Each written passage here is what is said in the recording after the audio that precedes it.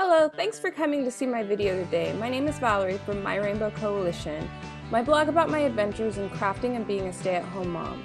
Today I'm bringing you my first ever process video showing a card I made with my July Counterfeit kit.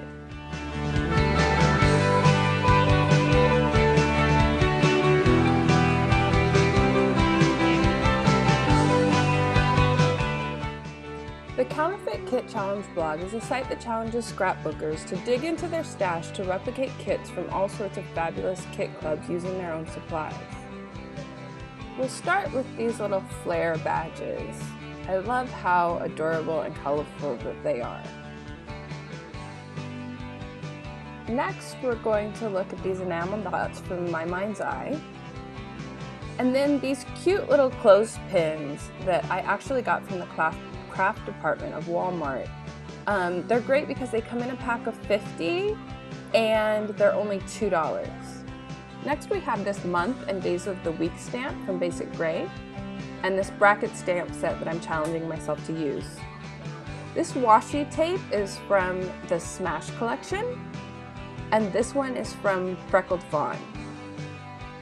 I got these white Dear Lizzie thickers from TJ Maxx, and that's a great tip. They were only $1 and you can oftentimes find thickers at TJ Maxx for that price.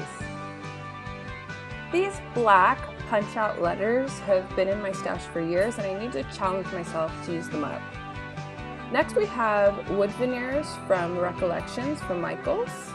And now the paper. These are 6x6 papers from the Hip Hip Hooray paper pad from American Crafts. And this is from the Brightside collection left over from a card that I did for my father.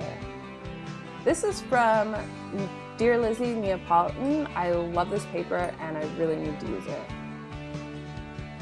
The rest of these papers are from My Mind's Eye, American Craft, Freckled Fawn, and Pebbles.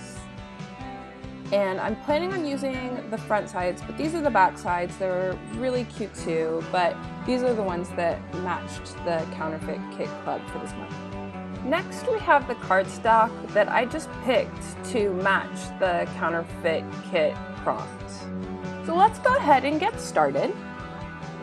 I always start with a card base and then build a mini layout on top of that.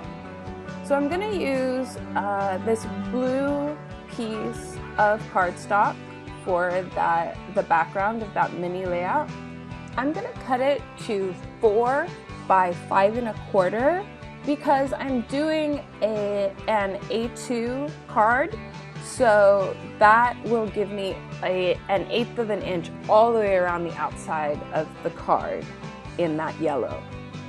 So here I'm just trimming it up to make the background for my card.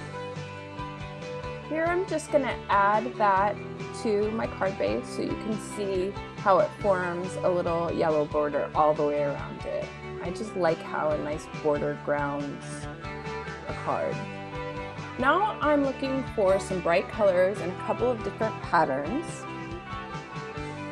And the fun little scalloped banner print really caught my eye, so I went ahead and took that out. And I knew I wanted to work with my stamps, so I also got out a piece of cardstock in gray because it matched one of the banners in the paper. At this point, I knew I was going to use the speech bubble stamp with the Friday stamp inside it. The plan was to write "I'm in love" underneath that.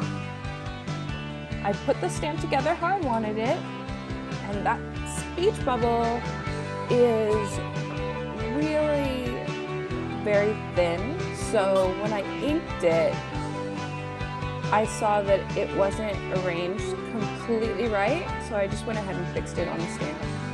Like everyone else in the world, I don't really like my handwriting, so the first time I tried stamping the image, it didn't work out too well, so I decided to try again.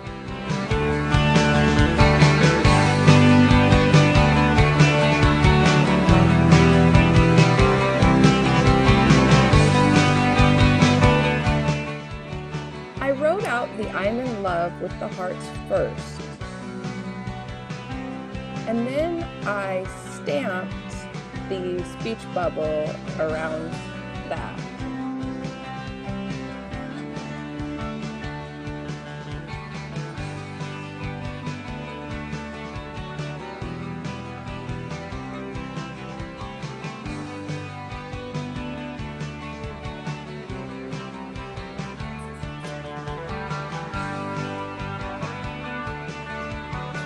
finally, I stamped the Friday on top of the rest of the stamp. I figured that was the best way to get it exactly how I wanted it. And once that was done, then I went ahead and fussy cut around the edges.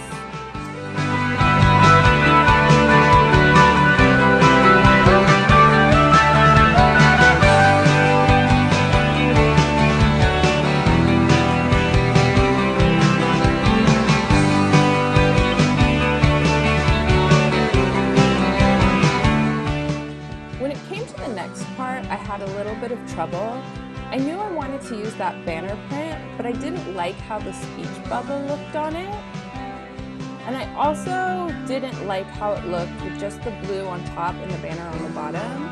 I had to stop and think a little bit about it and go back to the papers to find something else that would work. I was looking for a paper that would contrast with the blue, but had a less bold pattern than the banner.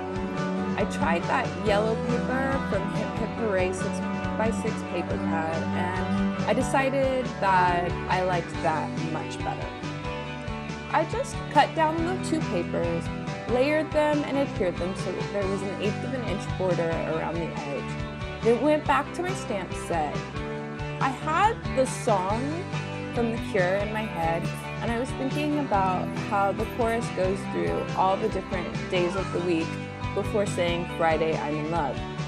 So I decided to stamp all the rest of the days of the week to make a bold black pattern on top of the other two pattern papers to tie them together.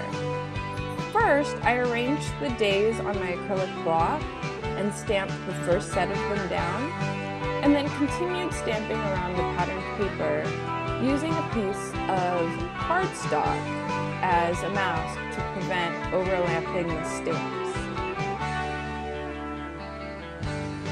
I removed some stamps here and there just to make sure I got it all completely right.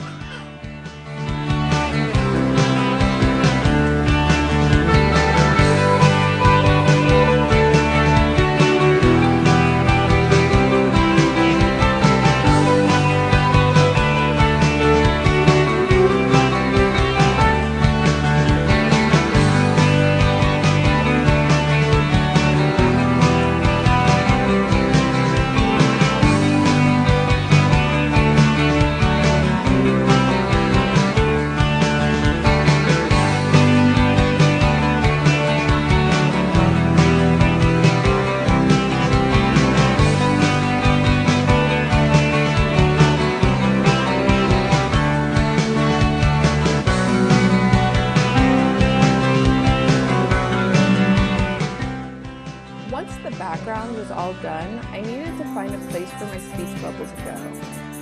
I played with it a little bit, whether to put it between the two layers or at the top, and I settled on the top. I put it up on a pop dot to add just a little bit of dimension. Those are actually Michael's store brand, and they're about 3 times as tall as the regular pop dots. So whenever I use them, the projects get pretty tall. You should keep that in mind if you're the type of person that only likes a little bit of dimension. After that, the card still seemed like it was missing something, so I took a piece of baker's twine and tied it around the middle with a bow. I looped it around a few times just to make it look a little bit more substantial.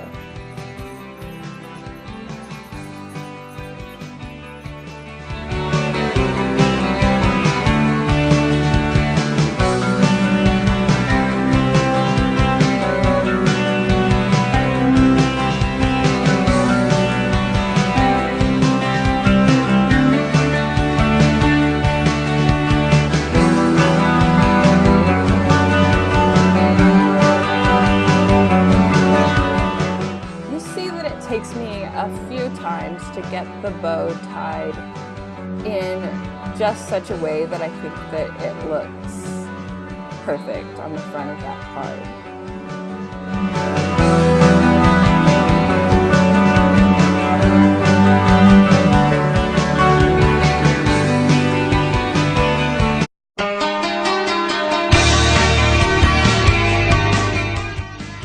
Once I was happy with the way that my card front looked, I went ahead and adhered it to the front of my yellow card case. This is my finished card. I hope you've enjoyed my video today, and if you did, feel free to stop by my blog at myrainbowcoalition.blogspot.com for more projects, digital templates, and all sorts of stuff about my colorful life.